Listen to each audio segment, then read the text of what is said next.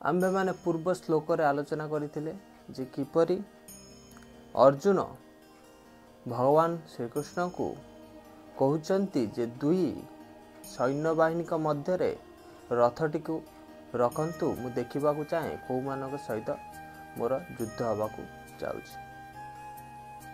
आज आलोचना करिबा अध्याय 1 श्लोक 23।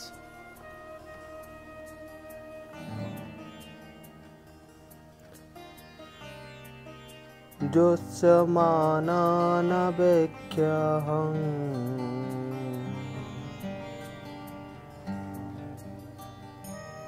जय तत्र समागतः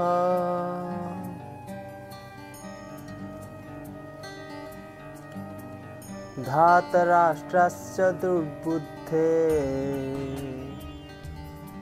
युद्धे प्रिय चिकित्सवः।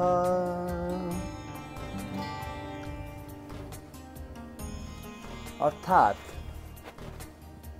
जो माने दुर्बुद्धि धातराष्ट्र पुत्रंकर धृतराष्ट्रंक पुत्रंकर शुभ कांड की साजी एठारे युद्ध करने को आसिचंती मु सेमानकु देखिबाकू चाहे। तो अर्जुन कहउचंती जे आपण दुई सेनांक मध्यरे मोर रथटी को रखंतु मु देखिबाकू चाहे जे को मानक सहित मोर युद्ध होउची, को माने केते आग्रही आ को माने दुर्बुद्धि धृतराष्ट्रंक पुत्रगणंकर शुभ कांड की साजी ता पक्षरे छिड़ा होइचंती, अधर्म पक्षरे ठिया होई युद्ध करूचंती। एठारे एक रहस्यमय कथा जे दुर्योधन निज पितांक सह धृतराष्ट्रंक सह आलोचना करी ए दुर्बुद्धि ए पांडव मानकर निजर अधिकार छड़े नवा पई प्रयास करथिले। सेतिपई एठारे कुआ जाउची दुर्बुद्धि धृतराष्ट्रंक पुत्र, दुर्बुद्धि धृतराष्ट्र पुत्रगण। तो पिला छुआ जेतेबेले कोनोसी भूल करंती तार प्रथम कारण तार परिवारर कर्ता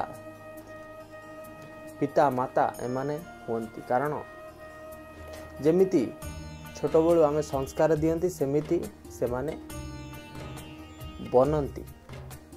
तो सेतिपई एठारे कुहा जाउची जे को माने दुर्बुद्धि धृतराष्ट्रंक पुत्र मानक सह शुभ कांड की साजी ठिया होइछथि। तो एठारे अर्जुन